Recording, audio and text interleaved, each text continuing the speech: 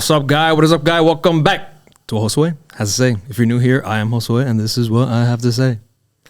Before we begin today's episode, I'd like to remind you to please smash that like button, comment, share, do all the things, as it does help the episode grow, and if the episode on the podcast grow, and if you ain't growing, you're rotting.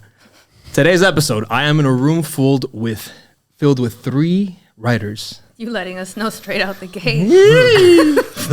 Well, I mean, it is what it is. Trigger warning. We got 2 newbies. We got a returning star here. Salome. Third time. You might be my most recurring guest. Either you or Jordan, my boy. Okay, I gotta compete. So I gotta come back. Yeah. One of you has to come for the 4th and see who Salome Sibonex, welcome back. And the newbies, we got Jake Klein. Sorry, I just spit all over you. That's all right. Thanks for having me. He baptized. And my boy Andy, a.k.a. Andrew Jackson. Yes, sir. Can we talk about that for a second? My name is a hate crime, I think, in certain states. It's better than being named Michael, I guess. Fair enough. I was born in the 80s, so, yeah. This is true. So today's episode is really about a myriad of topics. They all kind of dive into one another. These 3 are very prolific writers, and I feel that they are in tune with the culture and with the happenings around the world. So I think they have very unique perspectives and are brilliant in their own regard. So yeah, let's dive right in. For the viewers that don't know who you are, if you want to give another little intro and then just go around the room. Yeah, so I'm Salome Sibonex. I'm a writer, speaker. I work with Foundation for Economic Education, which is a libertarian nonprofit. I help to do the creative direction for one of their programs, Revolution of One, which is all about bringing the ideas of freedom and free thinking and just free living to younger people, and particularly minorities that don't often get that message, like myself. Didn't hear about libertarianism for a while. And Same, yeah. And then eventually I heard about it, and I was like, that kind of makes sense. So that I'm also a writer of a newsletter, which we'll talk about a little bit later, but you can always find all my work, social media, writing, all the art I do at my website, salomesibonex.com. Amazing. Jake? I am a writer and a filmmaker. Nice. For writing, I primarily write op-eds on political issues. I'm also a libertarian, but also on the broader issues surrounding individualism and where that affects culture. So things like identity politics and, ethnicity and stuff like that. So I also do films where I'm doing a lot for web right now, but I did a feature film a couple of years ago. I executive produced a film called No Safe Spaces, which starred Dennis Prager and Adam Carolla, and a web series on libertarian thought called The Politically Incorrect Guide, which you can find by searching for that. So yeah, that's me. Awesome. Andy? My name is Andy Jackson. I am a professional copywriter, script writer, travel writer, travel content creator, and I'm not a libertarian. So I'm here to Get out. Yeah. I'm making 3 against 1. Yeah. I'm claiming this spot for the non-libertarians. And yeah, my passion is writing about culture, travel, how the two kind of blend together. And my kind of purpose and goal in all my writing and all my content creation is to encourage people to not just travel more, but to explore different parts of their self through other cultures and other ways of looking at things. And so I'm really fascinated to talk to people that don't necessarily have the same ideas as me, because I like the idea of breaking down these ideas in respectful conversation. And that's kind of my goal in life. And I do that through writing and videotaping and talking about travel.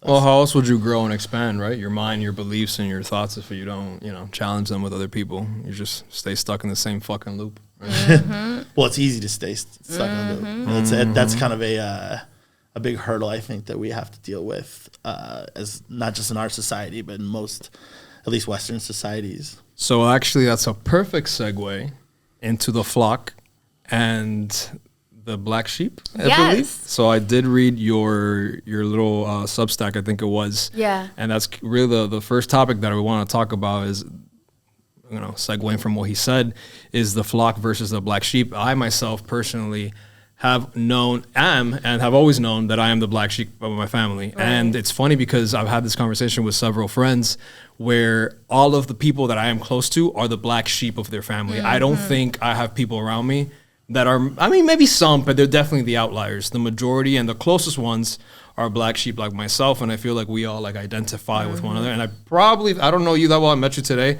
but I would assume maybe you are also, you know, a black sheep of your family. I think that you are. So yeah, a loved black sheep, but definitely one. There you go. Disagree on about everything of substance.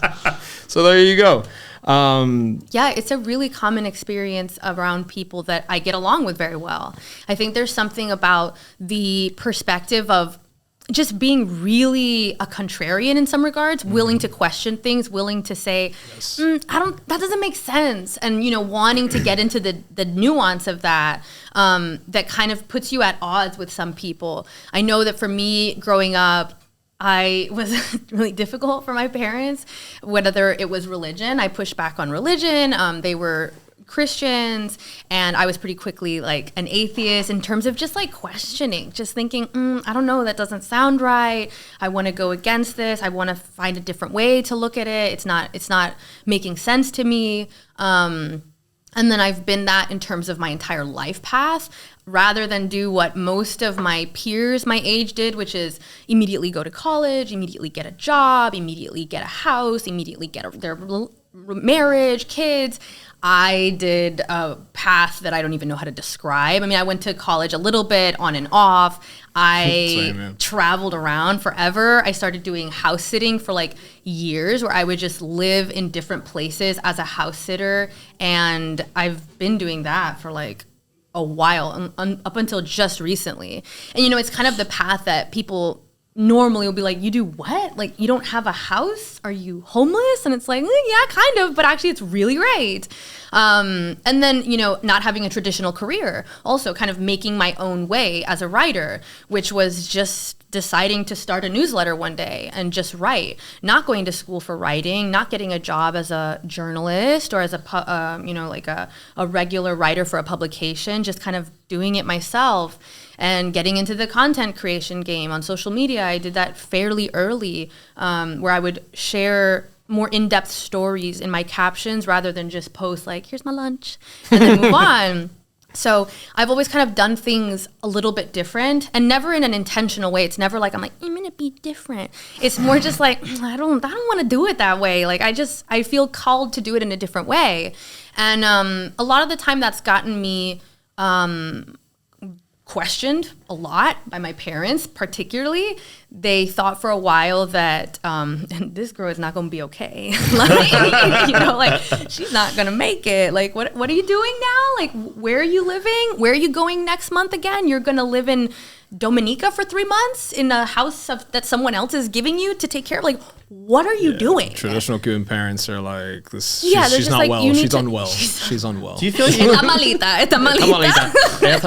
I feel even the word contrarian has like a negative stigma to it? It does. Because when you said I'm a contrarian, that's the first thought I said. Is negative, yeah. I've never heard a self-described contrarian in a positive way. Because that's always been used, in my experience, it's always been used to say, oh, you're being a contrarian. Right. So you're disagreeing for the sake of disagreeing. And I always found that to be dismissive. It's like, no, I'm disagreeing for the sake of trying to agree, figuring it out. Yes. Not for the sake of, if you're disagreeing for the sake of disagreeing, you don't have a purpose for it. Right. And that's the contrarian aspect. Yeah, I definitely agree, like, that they're not, like, putting contrarianism aside for a minute to agree with you. Sure. I do think that there's, like, two ways to do that, right? Which is, like, the kind of, like, annoying negative contrarianism where you're just disagreeing for the sake of disagreeing purely and in an annoying way, which is like you won't even grant the fact that maybe there is something valid there, because that can actually take you away from the truth.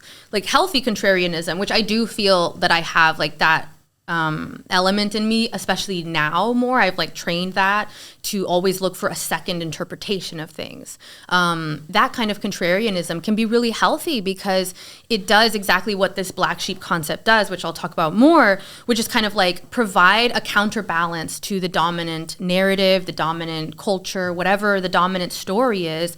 You know, you have someone that's going to say, but what if it was like this? So you had a great quote. The flock is indispensable for maintaining an advanced society, but the black sheep is indispensable for creating one. And I thought that was a really good way to put it. And I was like, yeah, that makes a lot of sense. Yeah, and you see that in a lot, like in the arts, you see that in the sciences.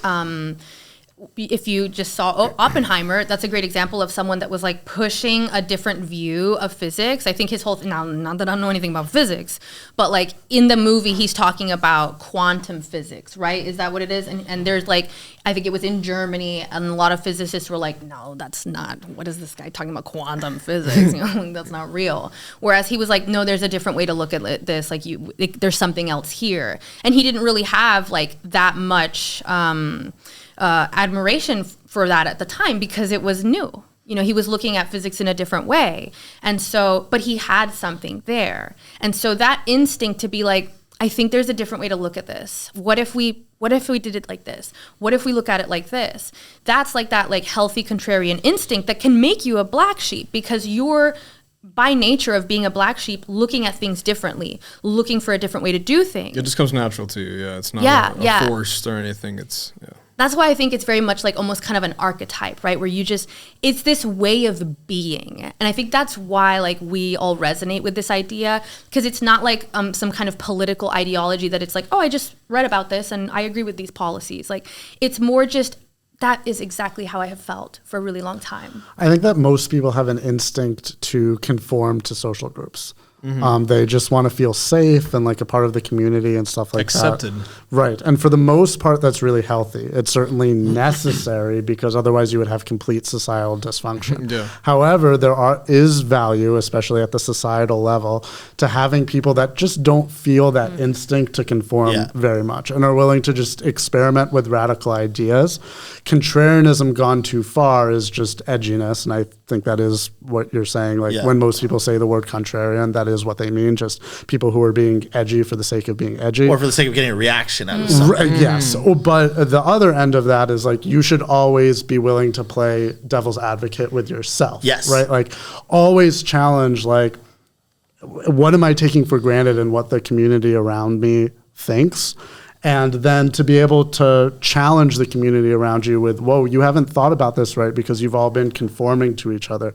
That can bring really necessary change into the broader group if you're successful and don't get shut down, which is the challenge of being the black sheep. It's the biggest challenge because the hurdle to self-criticism or criticizing your own group is your own group ostracizing you. So essentially, you become a black sheep, and then a black sheep of the black sheep. So you're like, oh, great. So now, what am I now? I'm not accepted by the others. I'm not accepted by my own. And so the incentive structure is to always belong. So I feel that I believe that incentives are everything. So for most human beings, it takes a lot of courage and a lot of bravery to fight incentives. And sometimes fighting incentives is not fighting incentives is a survival skill. So you could say, look, I can push back against this, but it's going to make my life so miserable, I might not survive through it. And so at that point, you're a secret black sheep. Right.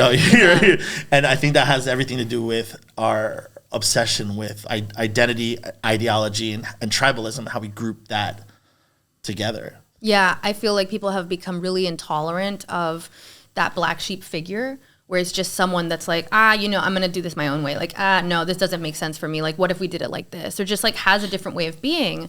I mean, not that has ever been super accepted, by the nature of what a group, what a herd is. They're a self-preservation. There's a self-preservation element there that's like, we're going to make it a little hard for you to question us because that's how we stay intact. Right? Yeah. So like a religion or things like this is a great example of a group that kind of polices itself. And the black sheep effect specifically, where I take this concept from, is that people who question the group from within the group or from very close to the group are the ones that get more heat than people who question from without the group. Yeah. So like a Christian or an ex-Christian criticizing Christianity is going to get it way harder from Christians than like a Muslim or a Buddhist or an atheist, because it's like, well, you're already so out there. We already know you're like wrong. But if you were with us and you're questioning, you're a threat. They're more dangerous to the group. Exactly. There's sometimes an existential danger to the group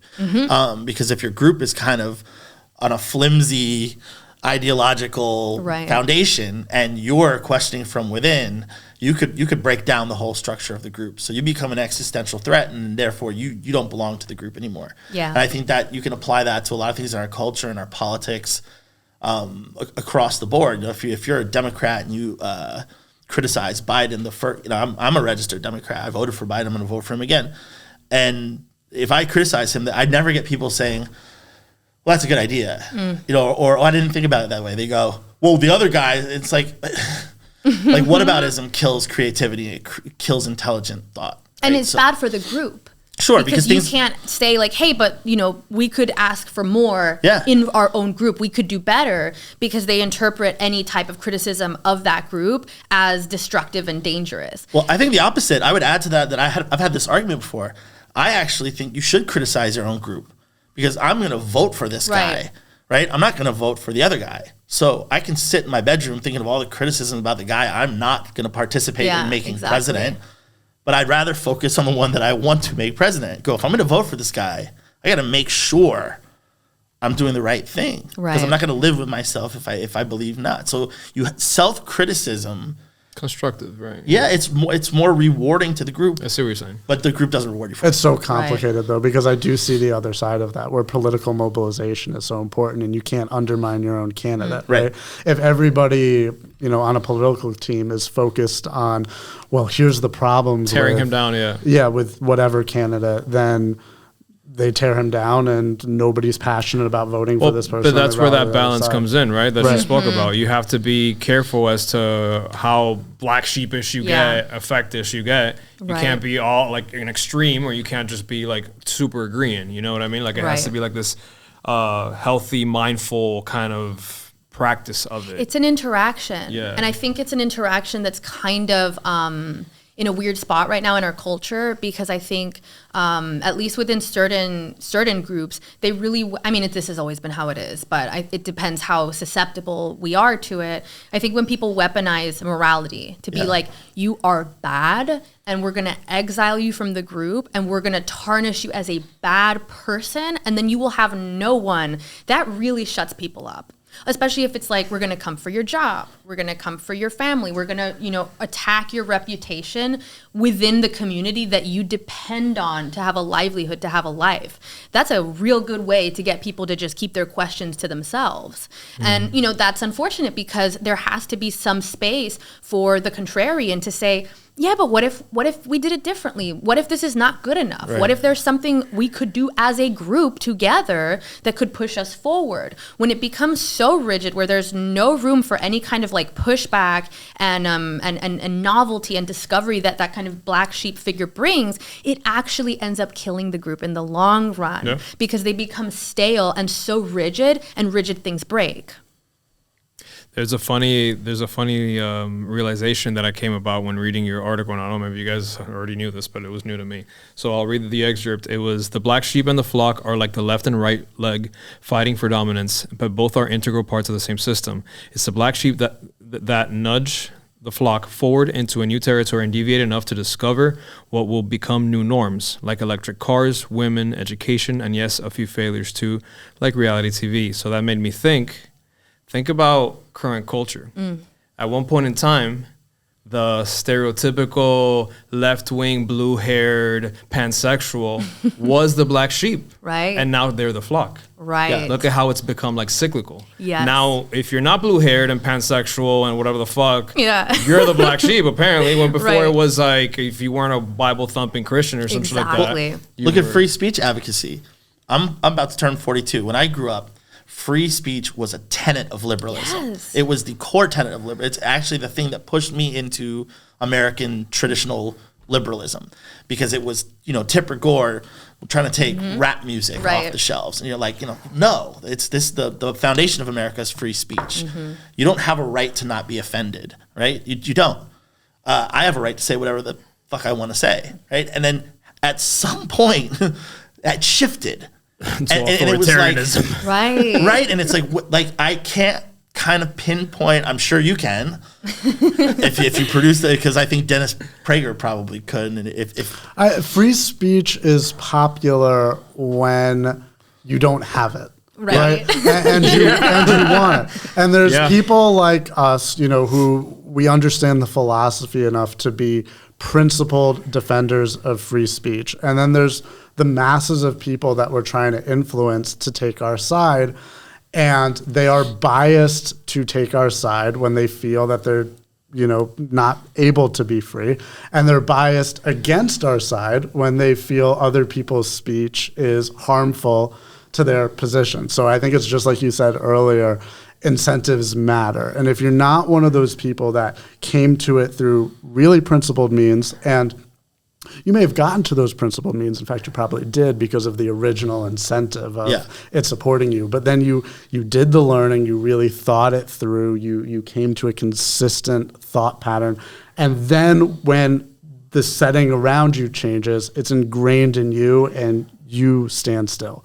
But if you're not one of those people that really thought about it deeply, you'll just keep blowing with the winds. And that's scary because you should think about it deeply. If you're going to hold, these are like critical things to society, right? Free speech isn't something, I think we dilute it a bit the way we talk about it. Like a lot of things, because we over talk about it and we describe free speech as, most people don't understand the concept of free speech. So most people will say, okay, well, the defense is always constitutionally, the government's not going to stop you. But if you say something that's not cool, you're going to lose your job, you're going to lose your friends, you're going to lose your house. So the government's not doing that. But the value of free speech is not there. If culturally you can lose everything by saying one or two wrong words, then we don't value free speech anymore collectively as a culture. And that paves the way for the government then eventually to legislate against free speech. 100%. Because once you don't have the desire and the culture to defend free speech, the government's going to be like, hey, you know what? I really don't like my opponent candidate speaking so openly about my past grievances and mistakes.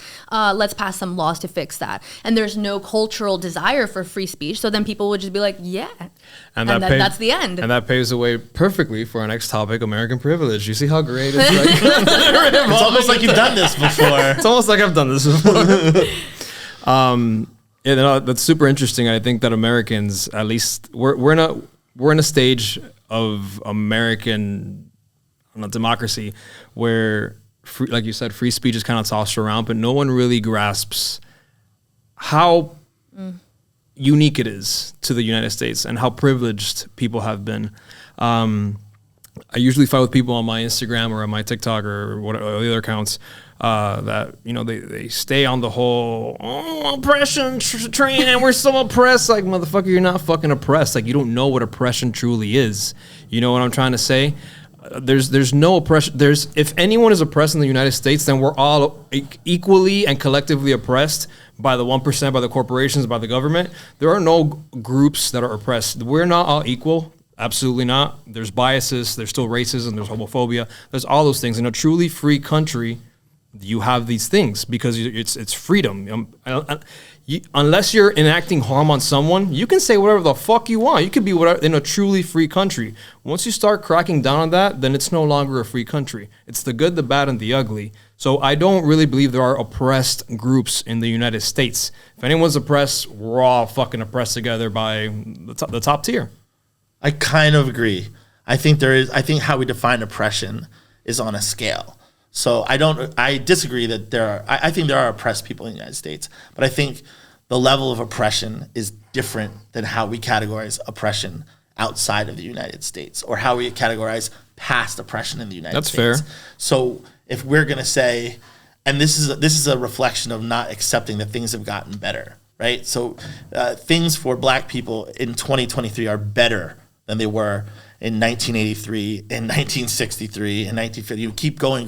Things have gotten better. But it doesn't mean that there still isn't there aren't traces of oppression. But is that oppression or inequality? Because they're not inequality the same. Driven by past oppression. It's a mindset. Racism is based on oppression. Racism doesn't exist without oppression. Without oppression, racism is just prejudice.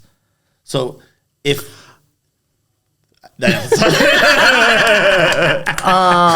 I've written a book on this topic, which is not out yet, but keep your eyes peeled. So it's called Redefining Racism, How Racism Became Power Plus Prejudice. So I track that definition of the word racism and how that came about, where it requires more than just prejudice or discrimination, on the basis of race, but, requires actual power. If you look in the dictionary, it's pretty clear that prejudice or discrimination based on race or something approaching that was the normal definition of the word racism or racialism, which is the word that preceded that. And then just linguistically, racism became the more popular term. And still in the dictionary today, that's the way it is. But starting in the year 1970, a group of white activists inspired by explicit Marxists and black nationalists, particularly this guy named Stokely Carmichael, who was a very popular father of the Black Power movement. He ends up moving to Africa with the goal of starting a Pan-African communist black ethno-state, becomes friends with Idi Amin, renames himself Kwame Ture after two Marxist African dictators who, mass murdered their political opponents. So these white activists, in the city of Detroit were trying to take that philosophy and teach it to other white people. And so they wanted people to think about racism in the context of this sort of Marxist power struggle. And so that's what that definition comes out of. And I think it's really unhelpful for just a whole ton of reasons. Reason one being that it's not equal grounds, right? Like if we're just being bad to each other, that is going to extend into situations where the power dynamics are different. First of all, the idea that we're just going to look at this in a societal level, like the idea that white people are going to have power in America at all times, just simply isn't true. Like walk into a black neighborhood, a black school, if you're a white person, you're not going to have power there. We have a friend, his name is Alex, who grew up in the Chicago area as a really poor white kid, where he was the only white kid in an all-black school. Sure. Right? Who had the power there. Mm-hmm. And these dynamics will always constantly be shifting. Like, would we consider that oppressed in that setting? It depends on the specifics. I can't speak to his story. But that's what I'm saying. It's a good question. But I wouldn't say that the dynamic itself of those demographics is inherently oppression. But, who has the power there? It's different than looking at the broad societal level of white people have more power. Doesn't frequency have something to do with that, though, too? As in, I understand what you're saying about the defining the term and redefining the term. But how do we look at a modern version of what racism means versus a few hundred years of that power structure really defining what racism was? Meaning, if we're going to redefine the term, how do we redefine the term without blowing off what happened in the past as far as... Well, but I don't see what's being blown off. The transatlantic slave trade and the segregation that grew out of it after the abolition of slavery is clearly horrible and clearly racism. It's just not the only kind of racism.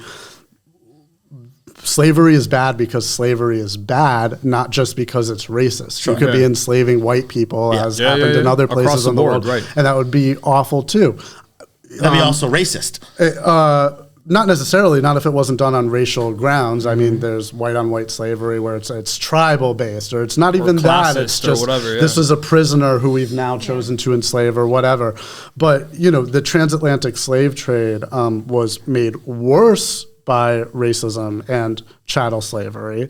But, I don't think that keeping a consistent definition of racism as being prejudice or discrimination based on skin color, based on race, in any way diminishes the horrible forms that racism took in Jim Crow and in slavery. Yeah. I actually agree with that. I think if you are a person and you judge somebody based on their race, whether you have power over them or not, that is racist.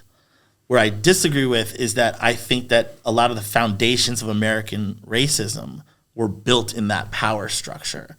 And so in my mind, I have to look, I have to take things, it's a caveat to me, where it's like, sure, you're the white kid in the black school, you're going to get picked on, but that doesn't really match up at the same equitable level as up in, through the 1970s. Even in Boston, you have school racial segregation. That's purely based on, that's a power dynamic. And the government has to step in and say, now you have to integrate. Oh, but it's not an oppression dick measuring contest either. Like, Sure. does that? You just said something in the 1970s that still doesn't apply. Like, it's not the modern world we live in. But the Sure, it effects of that happened. still trickle through. Yeah, but to what frequency? But I would also introduce another thing that is that complicates this for me, which is if you look at a lot of immigrants from African countries into the United States now, they do very well. Like Nigerians specifically, as a immigrant class, do a lot better economically in the United States than Black Americans born here. And you could say that being born in the United States in and of itself is a privilege rather than having to immigrate, right? Because you could make the case that immigration is in and of itself kind of a handicap. You're coming into a culture and a legal system that you're unfamiliar with, and so that can put you at a disadvantage. But then you have these groups that are considered Black, but still Different outperform different cultures. Yeah, and so it's okay, is it racism that holds back Black Americans in certain regards if you can have Nigerian immigrants come into this country and, earn high salaries and kind of mobilize very quickly, as, within 1 or 2 generations, they do quite well. Yep. So I think there's a real problem with disaggregating, what in terms of the outcomes that we see is the result of past racism, past oppression, and what is just, something else. Yeah. And we shouldn't be just making the assumption that it was racism just because there was horrible racism. I think the Nigerian data point is a great data point, but also there could be, other factors there. So I'm not saying that completely disproves, the legacy impact of racism. What that's called, though, to bring it back, is there's a term systemic racism. Yeah, Yeah. which Right. is an overused term. Talking. It's a weaponized term. I think that's an actual. That's exactly where I was going to go with that. But what I also know about that is that that term is basically identical to the term institutional racism. Another weaponized term. Yeah.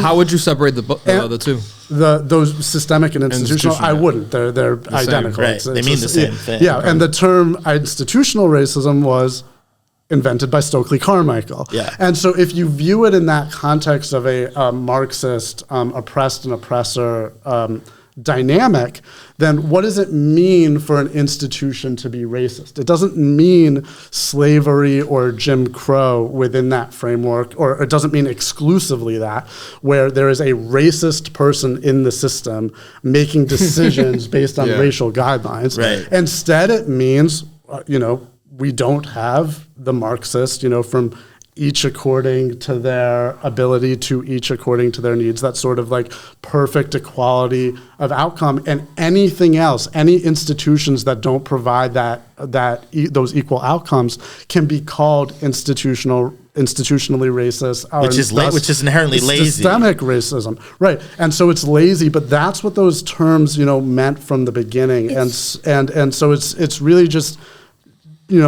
when we're talking about who is oppressed in the United States, we can't use that sort of Marxist or postmodernist, the default is somehow that everybody would be equal. That's not necessarily the case. And so we always have to disaggregate. We can't just see unequal groups and assume that we know the cause of that inequality. So this is an important point that's clarifying for me, because, I struggled with that question to myself, which is how do you grapple with a history that clearly puts people at a disadvantage, for a specific demographic, right? So Black Americans, if you can link their history back to laws and practices that literally held them back, how do you, grapple with that when you look at inequality now? Because you could very well say, their lack of home ownership or lower tendency to have lower income, or all the number of issues that there can be in Black American communities, you could link it back to they started out at a disadvantaged place. And so it's how do you grapple with that? And I think part part of what has been helpful for me is to understand libertarianism's answer to this, which is that, not every inequality is always malicious. Not every inequality is necessarily something that went wrong that we need to solve. And not every inequality is something that we can immediately chalk up to like one outcome, because it requires you starting from this premise of saying that the correct way for society to be is for all of us to be equal. And if we are not all having the same outcomes, then there is something wrong that we need to solve. And there's an interesting example that kind of illustrates why this is not a constructive premise to start with, which is like the Nordic countries and their disparity between the sexes in certain traditional female jobs. So they've worked really hard to kind of reduce sexism and, create equal access for women to have like STEM jobs and like traditionally masculine jobs. But they've only had the opposite happen. They actually have more disparity between men and women in these traditionally female or masculine jobs. Why is that? Because women like to do they don't traditionally want female jobs. They don't want them. Women want to do jobs that are like working in pre-K and like teaching Right. and like it's nursing. that old trope. We want more female doctors, but where are women fight? There's no female garbage women Right, exactly. coalition, right? 'Cause it's like, And it's not inequality. It's not like, well, it is inequality, right? It is inequality that there are not 50% women garbage disposal workers and 50% men. But is it bad inequality? No, it's is not. it wrong But that there are not 50% women You can't garbage measure by disposal outcome. workers? You have to measure by opportunity. Is Right. the opportunity there to be taken if they want it? well, If they want equity it. versus equality, right? Right. Equality of outcome Right. is insane. Right. It's totally, impossible. which is why it's insane. It's like, hey, it's there, but you're accountable if you want it. It's You know, a that's up to you. fantasy sold to people to make them feel better about themselves. Equality of opportunity really should be like a pinnacle goal of most societies. Yeah. Going, look, not all the baby sea turtles are going to make it to the ocean, but give them at least the same starting point. Right. Yeah. Right? I use the term equality of opportunity a lot too, but let me black sheep that. Oh my God. Also, which is Can't be mad at it. Which is- we can't be upset at it. you're not allowed. It's the quintessential It's black against sheep. the- is expelled you. That's Like, against let's be contrarian. That's against the rules of this conversation. So, I mean, we'll never all have equal opportunity either, and that's Right. kind of laughable in a sense too. We all have different abilities. Yeah. We have, a different genetic makeup. I don't want to say everything's about genes, but we've had different life experiences. Yeah. That all plays a also. part, right. Not just which are just like, poor and rich, but Yeah. they've just gone through different things that are going to change the opportunities that are in front of us. Sports is always the great example to demonstrate. Yes. Yeah. Exactly. Yeah, it is. And, so what I think is most important, and when I say equality of opportunity, which is a term I use too, what I mean is opportunity under the law, equality under the law. There should be no hindrances. Right. Right.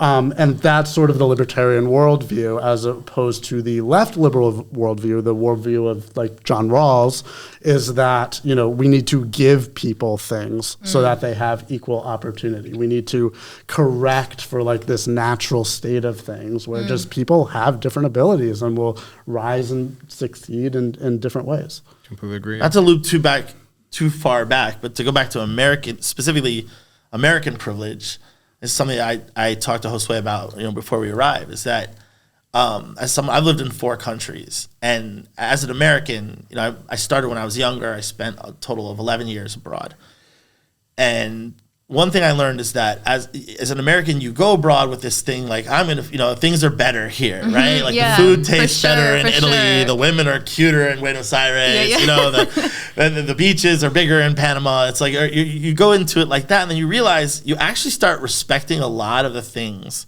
that you take for granted about the United States, and you start to understand how patriotic, and that's a loaded term too, but how patriotic a lot of immigrants in America are, where you see they value the things here because they don't have those opportunities where they come from. And that's going back to the Nigerian point. It's like a Nigerian in America could do things that they literally can't do in Nigeria. So it's like, we're going to give you the option to not be held back, run with it. And they're like, let's go. The whole city of Miami with Latin Americans is a great example of that. And then meanwhile, Americans with privilege, and this is why I moved back to the States, it's because you meet all these Americans that will just shit on the United States and they call themselves expats, which is another dumb term. Yeah. They're immigrants. You weren't sent there by Hewlett Packard. Like it's not the 1950s. You booked a flight. You want to hide your money from taxes, and you want to live in a palace while making $50,000 a year. We get it, but that's at the expense of local culture that you're not going to pay attention to. So you're gonna sit there and say, I have friends. I'll give you an example. I have a friend who's Canadian, and he's always talking about American politics. He lives in Panama, right? And he goes hard against the right in America. And I asked him the other day, so what do you know about local Panamanian politics? Abortion, universally illegal in Panama. Gay marriage, universally illegal in Panama. Marijuana, jail, not ticket, jail. So it's a right-wing conservative's wet dream. But if you're a liberal person and you're shitting on the right-wing agenda here, I'm going, brother, the most rural part of Alabama, the heart of Trump country, is more liberal than the most liberal section of Panama City, Focus Panama. on your backyard, So bro, good. before And you yet your cognitive dissonance is telling you it's not. Yeah. American politics is our most popular exported sport. Damn, that's true. really good. Yeah, I even here, like I watch politics for entertainment. Like there's races I couldn't care less about, but it's like some Montana person punches a journalist. Right. And what effect is that going to have on the polls? I'm interested. I want to know how this is going to go. Well, the Roe versus Wade thing was a big thing for me too, because as a Larry liberal, I freaked out and go, this is devastating. This is devastating. My female friends are freaking out and going, this is wild. And then I started realizing I've just lived in countries where it was universally illegal, and I never thought about it. I'm not a woman, so I don't have to think about it like that. And I'm like, even in the dark day of getting rid of Roe versus Wade, it's still putting a lot of these states on par with Germany. Right. And France, these places we consider liberal. So America is way more liberal than people give it credit for. It's a weird thing. Yeah, 100%. I have found that same exact thing when I was looking into the Roe versus Wade thing. I was like, okay, wait, like there was some law. It was like Florida had changed something or some state. And I was like, let me look into this. And I realized, it's actually the same as France. Right. Relatively, whatever. There may be nuances, but like it's not. For a lot of the world, it's nowhere near as strict and repressive as, many countries have abortion set for.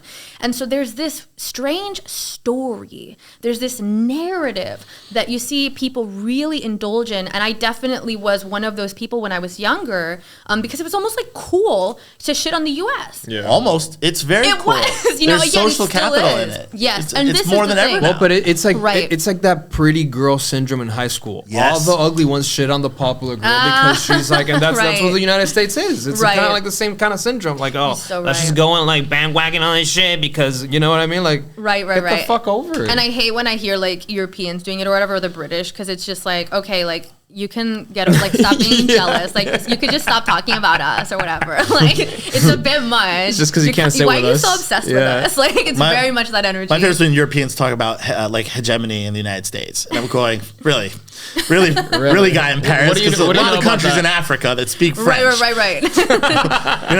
Yeah. We didn't sail over there like you did. So let's cool it down. I know you hate George W. Bush, right? But like Mussolini wasn't a great guy either. So we can just Right. kind of agree to disagree on that. It is such a story, and there's such a thing about it. I mean, you know what I think it is? I've realized this, and I think it plays into a lot of like our current politics and why it's become so divisive and so like kind of toxic in that way, is that there is a mechanism by which hating the same things bonds you with that's certain true. people. Oh, yeah. Right? So it's like, it's not even so much about the problems. Like, granted, there are times where it's like, oh, this is really like a step backwards. We want to talk about it. It's bad, whatever.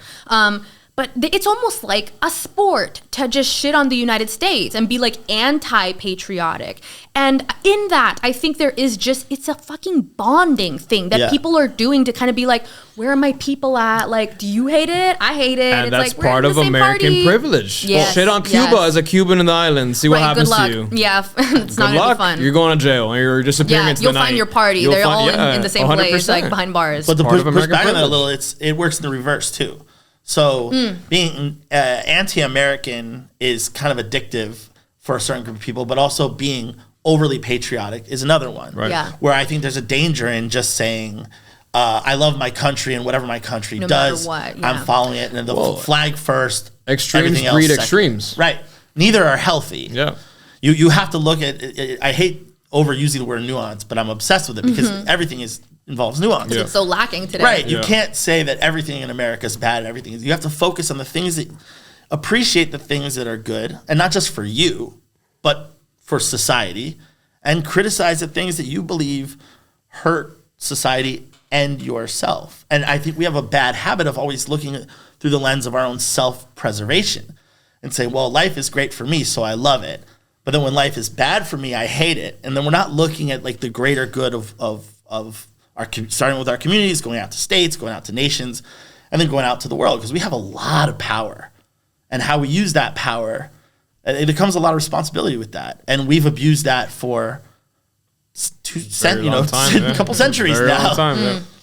Yeah, I think that that kind of makes me think of the black sheep concept again, which is just like it strengthens whatever group you're a part of if you're able to be nuanced about how you look at that group. So that kind of knee-jerk patriotism, it's actually not good for your country that you supposedly love so much. If you refuse to criticize something, you refuse to improve it. And so you can't actually defend and improve your country if you refuse to look at the flaws. I mean, and first of all, if you're going to be that kind of like almost an idealist, patriotic person where you just refuse to admit that, like, actually there have been some problems or we messed up here, you're actually going to miss out on opportunities to really kind of like get to the core of what your country was. For me, patriotism, it was not like when I started to appreciate my country, it's the same process that you had, which is like, I went to a lot of other countries. I was like, "Ooh, I don't like this. They don't even have AC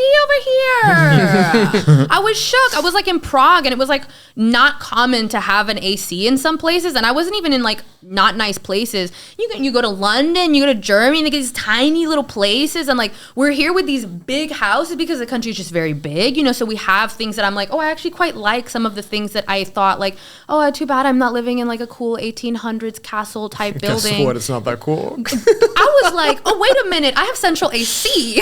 Like, I kind of like some of these things that I took for granted as boring and lame and not interesting. And, of course, like a lot of the politics in terms of like free speech, the United States is just an incredible weirdo in terms of free speech. Like, it's the original black sheep. It is such, oh my God. And this is why people hate on it. This is why like all of the world loves to hate on the United States because it's like a weird experiment. What did I say in the car? Yeah. It's such an interesting place in that way. And, for me, when I was most like anti the United States, it's when I understood the least about it. Yeah. Like I had such a low knowledge of history. And to me, I just gave no credit to American history. I was just like, they're all dead racists. We don't need to know anything about them. Because that's kind of what they tell you in school too. Yeah, man. They're all just dead racists. Like it's dusty. Anyway, it's like George Washington did this war. And I'm like, oh my God, I'm going to kill myself. This is so boring. That guy is so boring. And it's like, no, actually, like if you empathize with these figures and it's like, bro, imagine being like, they were like 20 and they're like, I'm going to start a country. What the Yo, they were literally in the 20s. Like, that's, crazy. They were literally in their fucking 20s. They were like 30. I was out doing Molly at space in my 20s. I was not doing shit about shit. And they're like, let's start a country. Like, let's start I'm not going to pay these taxes. Let's riot. Let's people rebel. were lit. Fuck you, England. These people were so interesting and lit. Yeah. And, and of course, like, they still had their deep flaws. Like, you look at a lot of their old let's quotes. use free labor to build it on. Right. And it's just like, a little caveat there. Let's start a country and enslave people. Right. And it's like, gosh, gotta break a few eggs. Well, but the American Revolution was actually a very anti-slavery revolution. I mean, we can't forget that there was slavery in the British colonies before the revolution. That's a good point, yeah. It was upon achieving independence that northern states were for the first time allowed to ban slavery. So Vermont, I know, did it immediately upon gaining independence. So that was not allowed under the British colonies. So, so actually that revolution was a huge step forward for abolition. Well, slavery, the other thing about slavery too, same as colonialism, is that, like as Billy Joel said, we didn't start the fire, right? We look at it, we have recency bias for that. So it's like we go, okay, slavery ended in the United States, less than 200 years ago. And colonialism in the United States has really never truly existed. It kind of exists through proxies and stuff like that. There are bullshit wars and things. But if you look at all over the world, colonialism's always existed, and slavery has always existed. Slavery predates the Greeks and the Romans, and all, so Still does, too. right. Yeah. There's still slavery in a lot of parts, lot of parts of the world, and even here. Not Different chattel forms. slavery, but Different you're right. forms, Sex trafficking, I think, is a form Right. of slavery. And so it's hard to talk about, I'm using slavery as an example, but a lot of things in America, a lot of our flaws and our evils we inherited, and we are just the modern Roman Empire, so we're getting all the attention now. And eventually that will shift off, right? And I don't know, who knows how many hundreds of years or decades, but that's how it goes. And if it was 1,000 years ago and we're having this conversation, it would be about a different society pushing the different evils. So I think it's important when you're talking about American privilege and things that we love about the country, it's also important to take it in context of like, okay, but we did a lot of evil shit. Doesn't mean, what we did in the past doesn't negate good that we do in the future. On the contrary, like if anything, it strengthens that. It's worth celebrating even more because it's like, look how far we've come. As long as we acknowledge it. Mm-hmm. You have to. When we dismiss it is when we really start doing a disservice to Americans, because then you start alienating Americans, and that's where you have sort of an ideological, not to get back to the word oppression, but you're like, I'm just going to totally dismiss and ignore your history or your struggle. Yep. And that's something we, with immigration, so brilliant about America is that you get to see so many layers of that. It's how many generations of immigrants are there that transform into a different type of America over time, and how they assimilate to the culture, and then they create subcultures that actually become American cultures. Yeah. Chinese food, and I grew up in New York City, is as American, as New York City as any other New York City thing. And it is so far removed from the founding of New York City. Right. But that is our heart and soul. It's part of our culture. And that's American culture. It's the biggest city in America, and people know that. So I think that, with all of the immigrants and with all the different thoughts and different ideas, we can kind of create a culture out of subcultures and create good out of that that's not necessarily based on our traditional values. There's a play from 1908 called The Melting Pot, which is, where that phrase comes from. And the idea of the melting pot has been like very denigrated for decades now, where it's like, no, it's a salad bowl or certain other metaphors where we're all together and there's multiculturalism, but all the pieces are separate and they're supposed to stay separate. And if you read this play, and I really encourage everybody to go and read it, it's free online, it's like well out of copyright, and it is a forgotten masterpiece. I mean, it is just an amazing piece of work. But you get to watch, this New York in the immigrant era where everybody was like learning from each other and adopting the neighboring groups, like cultural patterns and all that sort of stuff. And it was happening very slowly, but it dreamed of this future where all these amazing cultural elements, we toss the bad. There's a lot of bad in very many cultures. Not all cultures are equal, but we kept the good of everybody, and we would keep new cultures would keep coming in and add to the pot. And I mean, it's just the most beautiful thing, and it's what I think America has that I love about America that other countries don't have, but it's so unpopular right now. That It's amazing that that's unpopular too, because that's quintessentially American. But you know why that works? Because that was organic. It wasn't pushed on anyone. Yes. They coexisted and cohabitated on their own accord, and they learned and they fought on their own through decades, and it wasn't pushed down anyone's throat. You guys have to live together and be happy and peaceful. It's good. For everyone's good. Like, you know what I mean? Like, it would just organically happen and develop. And that's what's so amazing about this play is it visualizes that so well, where even just a couple of years after that play came out, like the term melting pot was taken by other people and really used in the wrong way. Like one was Henry Ford, who would have like these schools where they would Americanize people, and their graduation ceremony would use this melting pot idea where the immigrants would walk through in like their cultural clothes, and then they'd come out, walk through a melting pot, and come out all wearing suits, like waving American flags, and that phrase got destroyed, like meaning what you're saying, and But in this play, you watch these groups they realize they're hostile to it at first, right? The main characters in the play it's a Jewish family. And there's all these like traditions that they've taken back from Eastern Europe, keeping the Sabbath and like certain other things. And the main character, he wants to move forward, he wants to merge, right? And the grandmother, wants to keep the traditions and doesn't want to go to see, he's a composer, his concerto that's, going to be on the Sabbath.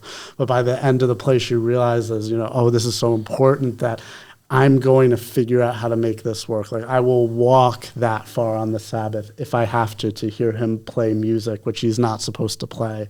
On that day, you're not allowed to play music under Orthodox Judaism on the Sabbath. And you watch that also. This main character, he falls in love with a Russian woman who, they pogromed the Jews, back in Russia, and she puts that away and merges and adopts some of like his family's tradition, and it's so beautiful, and I just want people to read it. I love that. The Melting Pot is called? Yeah, because you just watch this happen organically. They just realize through the nature of all being in a community together that they're better off if they learn from each other and work together and adopt what's good from their neighbors. Absolutely. Yeah, this is why I think like some of the explosion of identity politics in the way that we know now, which is like people being primarily identified as whatever like group identity they are versus like an individual first, and then whatever parts of your culture or influence or history that you have can be then considered after that. Identifying people first by these like group identity markers really tends to cause division, and it undoes that. It alienates people because it's like, I have to look at you then, like in this example of the Russian woman. I don't look at you as this individual who happens to be of Russian descent. I look at you as the vector of Russian history and aggression upon my people. Yeah. So, and it really kind of like is the opposite of that beautiful Romeo and Juliet story of like, yes, I have my family here. Yes, I have my history here, and these things are behind me and they are influences, but we are just here. And we as individuals can freely choose how we're going to treat each other and interact in this moment and moving forward. And so it's like, I see how that kind of impetus to identify each other first by our groups as being the primary factor. It's dangerous. Yeah, there's a blueprint to the danger of that too. If you study history of anywhere where identities really, beyond the political, spectrum, culturally, if identity is the first thing that you judge people on, and that's how you group yourselves together, that's how societies break down. Yeah. That's how wars happen. If you look at a lot of the religious war, the Balkans, even like in our time, but keep going back. When we're obsessed with identity, it makes us lazy to explore other parts of human nature, and therefore we're automatically going to pin ourselves against each other because you don't belong to my identity. Therefore, we can be friends, but you're never gonna. Right. You're not me, right? So it's easier to be enemies than to be friends. Whereas if you identify with deeper things, you start to spread out. It's going to sound corny. You spread out the love. You spread out the empathy. You spread out the understanding. No, it's real. That's the thing. I think it's like we're so like black-pilled as a culture or whatever that like every time we talk about these true things of like the melting pot, it's so nice to see people as individuals first. We can connect. People are like, oh my God, but did you know that reality is terrible? Did you know the history about this? And like there's this idea that cynicism is somehow intellectual and enlightened. And it's like, you're so smart, you're miserable. Yeah. You're so smart, you alienate yourself. Cynicism is one of the worst things ever. I discovered happiness. I really discovered happiness when I started dropping cynicism. That's the next level of enlightenment. Me too. Honestly, it's that simple. I tell people this all the time. They go, like happiness is there at the bottom. You just gotta brush the cynicism off. And then just like there it is. Cynicism's funny, right? So it's healthy to be a little. As a New Yorker, you gotta be a little cynical, right. To keep your edge. But if you actually internalize cynicism as a worldview, you become a real piece of shit. Yeah, and you're like, you can't love if you're a 24/7 cynic. You're gonna go, okay, oh, this person's sweet, but ... or this is a cool job, but or Miami's cool, but blah blah blah. It's always a but, and you never open yourself up to higher thinking and to higher vibrations of love, understanding, empathy, respect. Cynicism, sorry, you triggered me because cynicism. I'm like on a go for it. I want to get rid of cynicism. I'm on the same crusade. 98%. I want to keep the 2% so I'm funny at parties. Right. And 98%. Fuck off, cynicism. Right. You can take my New Yorker card away from me. I haven't lived there in 25 years. What did that cynicism look like for you, and how did you get to the point where you were able to recognize that it was a problem in yourself? Starting to be less selfish, right? So I recognized it when I would notice how other people would react around me. And one like really watershed moment was I was talking to a friend, and I would always manifest cynicism in being a contrarian, but in a mean, funny way. So someone would talk about the work they're doing or a movie, and I would always find a flaw and something stupid about it. And it's like, because it made me laugh and it made me feel better about myself. And I realized it's just weak. It's weakness. And I had one friend who told me, I just internalized it as my personality for so long. I had a friend once looked me in the eye and said, I don't want to disagree with you ever. I said, why? I said, because it's not worth the energy, and I get scared. Like, what do you mean scared? He goes, people are afraid to disagree with you. I'm like, why? He goes, because you just eviscerate them. Oh, that's so interesting. And it shook me to my core, because I'm like, you're afraid to talk to me. And I'm sitting, my selfish mind, I'm the main character, and I'm this funny motherfucker. I got all these people around me. And I'm like, no, you guys only want to be around me when I'm not cynical. When I'm cynical, you're scared. Like, I don't want to make people scared. Not physically scared, but like they just closed off. Yeah, closed off. Yeah. And they're like, no, because they don't want to deal with it. And then I'm like, that's just so ridiculous. I'm like, no, I want my ideas to have impact. I want my friends to challenge me. I want my friends to feel comfortable saying things to me without me judging them. And then so it started with that, and then I go, well, this is kind of addictive, and start applying it out to everything. Right. And go, okay, I'll listen to your music. If I don't like it, I don't like it. But I respect that you listen to it. I have a friend who's into astrology. I think astrology is fucking horseshit. Hey. But I started listening to what she thinks about astrology and going, you know what? I can see it. I can see not only why you like it, I can see why I can actually get down with a little bit of this, right? I can get down with a little bit. Libertarianism, if you had asked me when I was in college to sit in front of a bunch of libertarians and talk, my first thing would go, libertarianism is horseshit, doesn't work. Thanks, guys. Great podcast. You guys are fucking dumb, full of shit. Utopianism. Fuck you. Go Al Gore, right? And then where do I get with that? Then you just sit in the car and go, this fucking asshole just strolled in and did that. So getting rid of cynicism allows me to go, you know what? You make great points. You make great points. I don't agree. Somebody's gonna write me and say, I'm not friends with you anymore based on what I'm saying on this podcast right now. And I'm okay with that, because I don't want to be around people that think like that. 100%. That's awesome. Fuck that. Oh my God, I'm so Nobody has room moved. for that shit.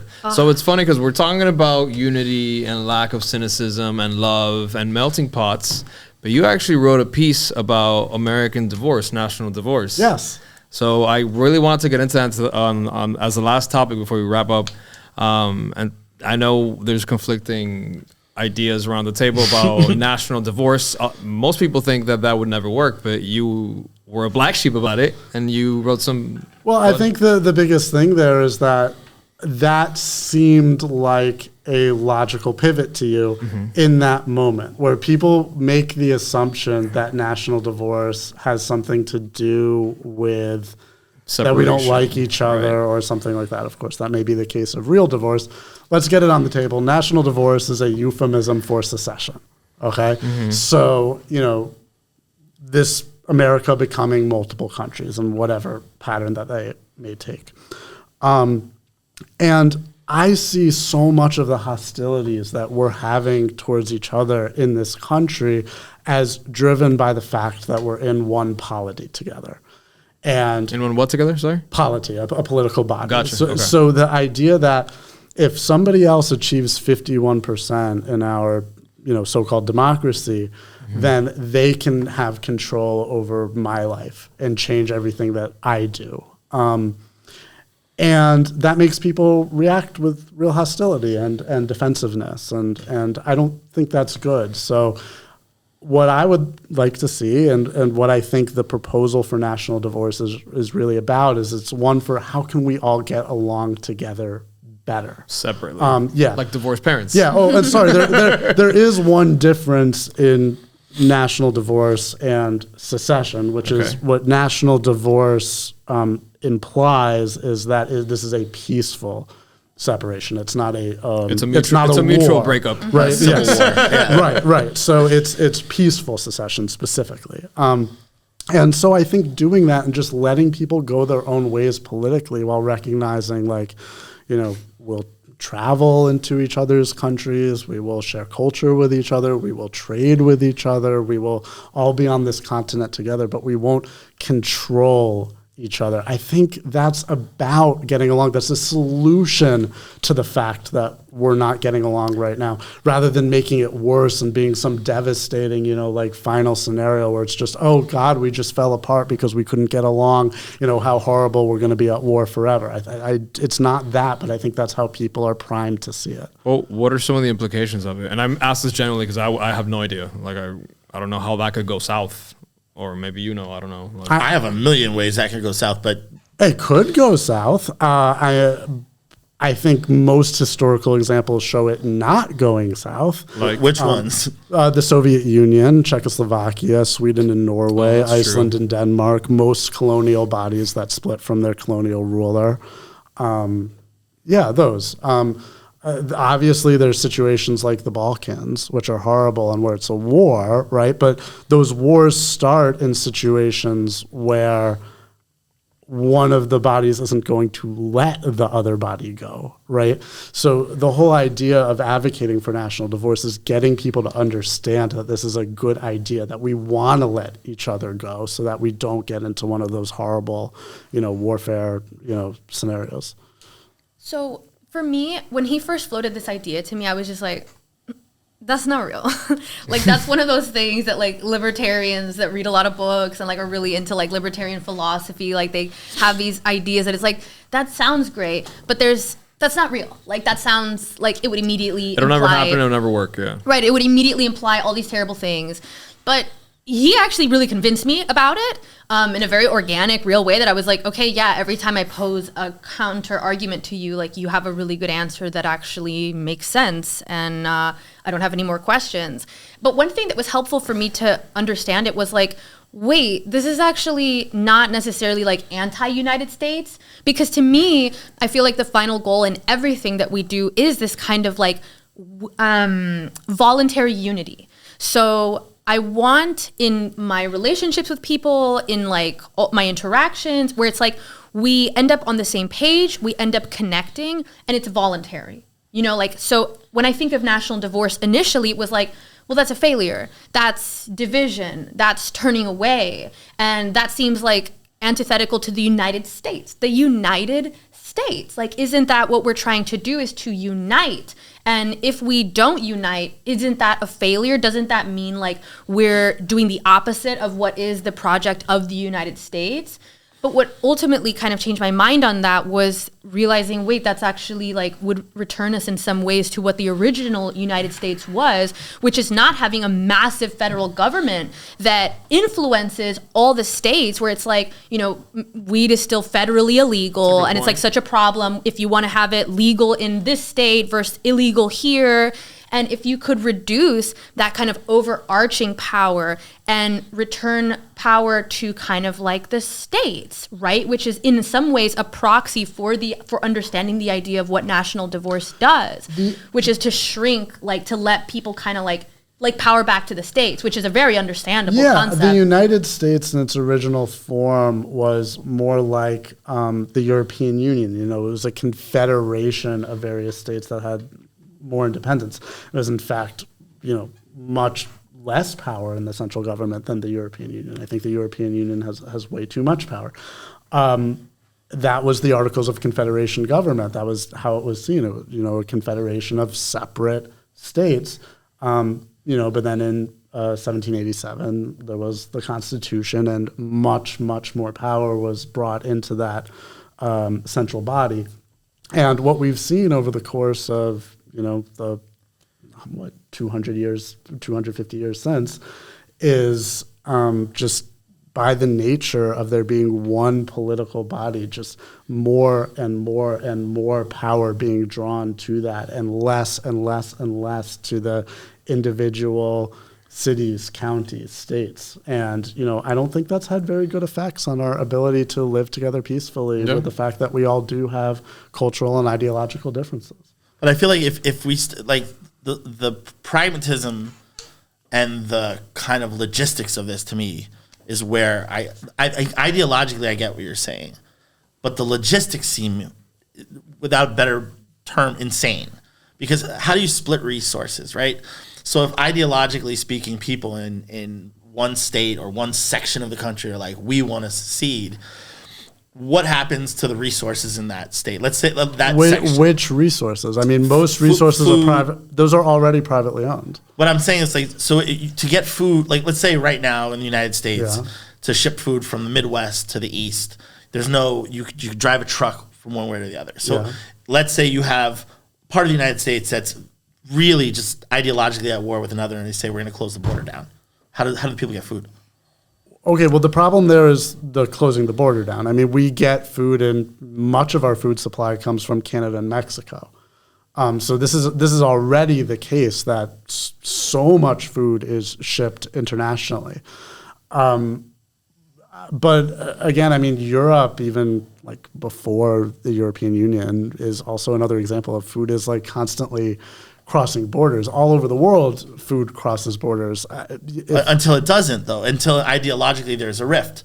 So if there are two countries that are like, we really don't ideologically agree, one of the ways one country can hurt the other is to shut down resources coming into that country. They can, but it's wildly irrational to do so, and so they don't. I don't think there's a ton of examples of nations forcing themselves into starvation because they didn't want to trade with other nations, except in really extreme, crazy governments like the Soviet Union, which was, again, a massive state where because a certain ideology got power, it was able to enforce that power over everybody. In a national divorce scenario, especially where we have many smaller states, which I think is the ideal, not just two, okay, if one state wants to go absolutely crazy and do horrible things, like shutting down their own food supply,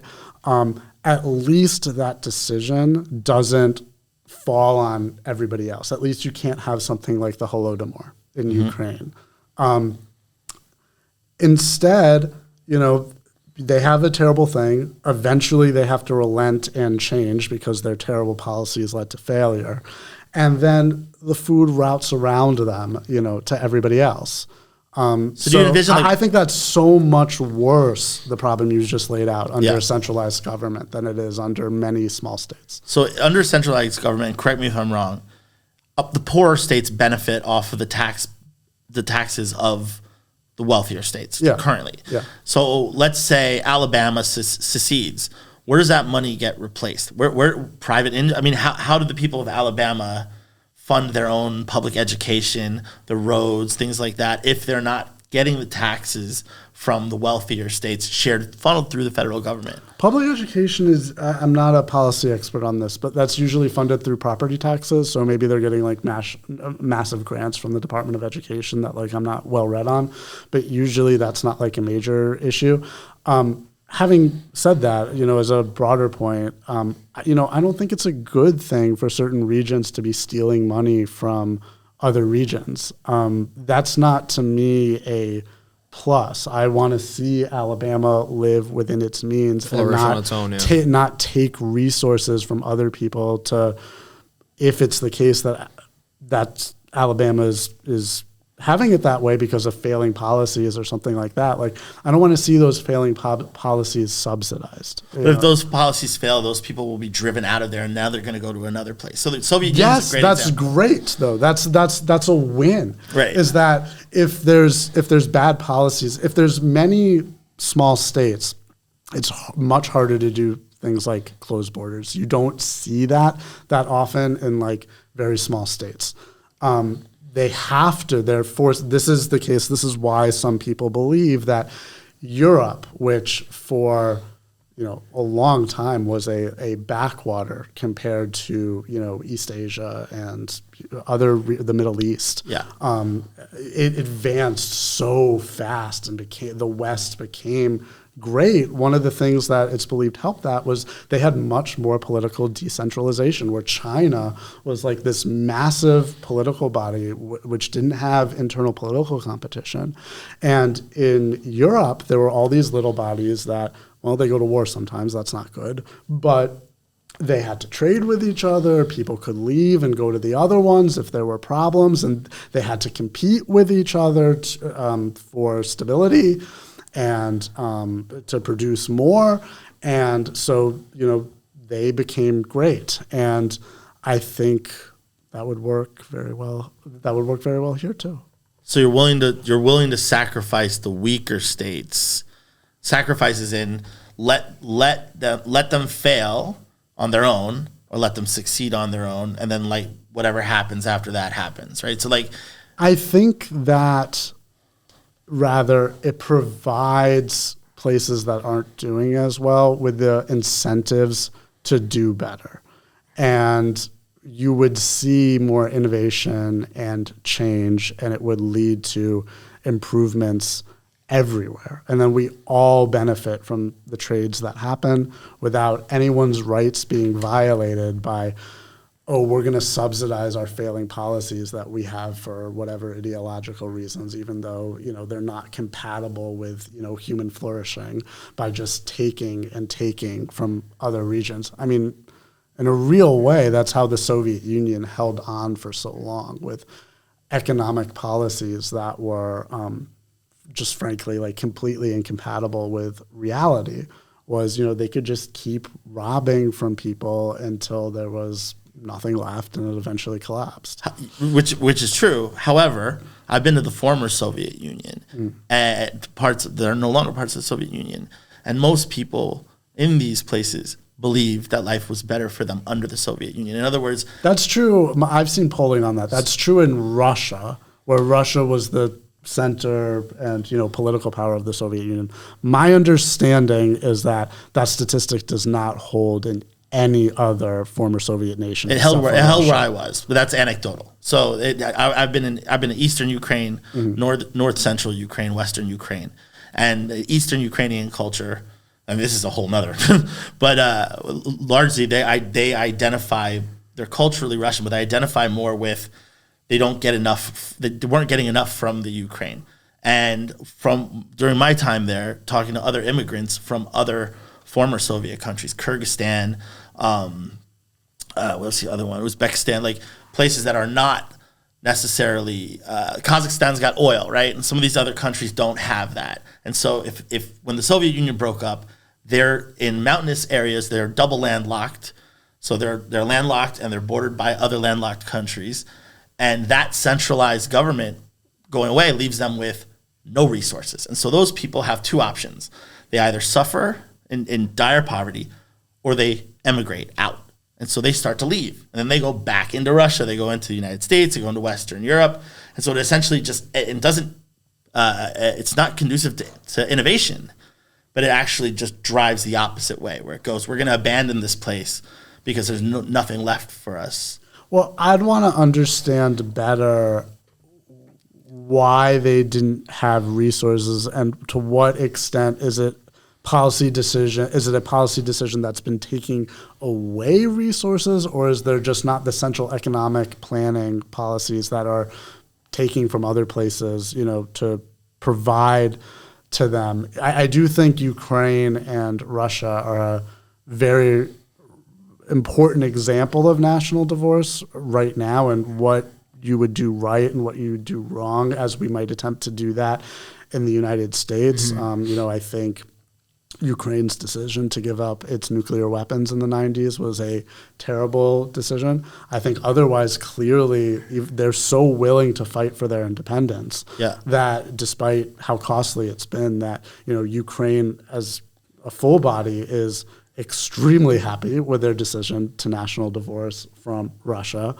But, I think there's the Eastern Donbass region that should be allowed to go their own way as well, if they wish to do so. I know they held referendums to do so. I don't know how fairly or honestly those were held, but if true, then they should be allowed to do so, and we should not be having a massive war that could risk nuclear catastrophe over people wanting to leave, voting to leave, and join a different body. They should do so. I think that's a really interesting take, and you honestly made me not convinced, but definitely leaning more towards that. That doesn't sound terrible.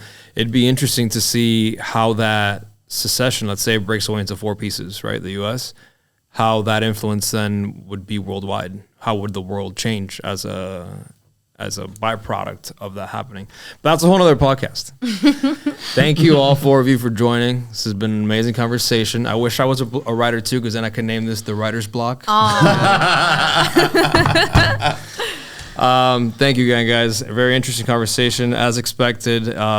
Guys, drop your handles if you guys want anyone to follow you guys. Go ahead, Salome. Yeah, follow me at Salome Sibonex everywhere, on Twitter, on Instagram. I am kind of on TikTok, trying to figure out what to do over there. Trying to be a dance, just dance.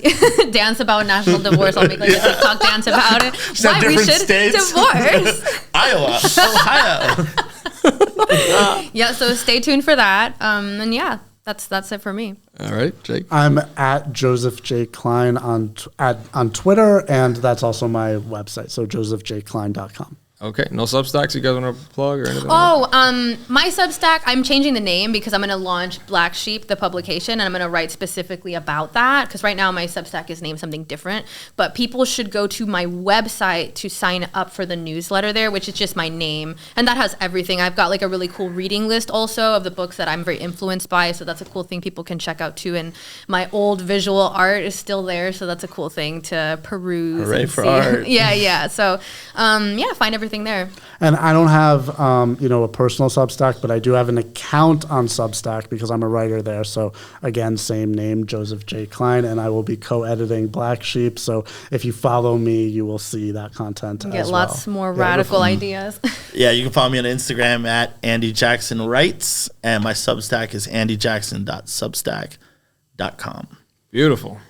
Again, guys, please like, subscribe, share, do all the things for the podcast if you haven't already. And that's it. So that's all we got for today. No se metan con nadie para que nadie se las meta. Have a good one.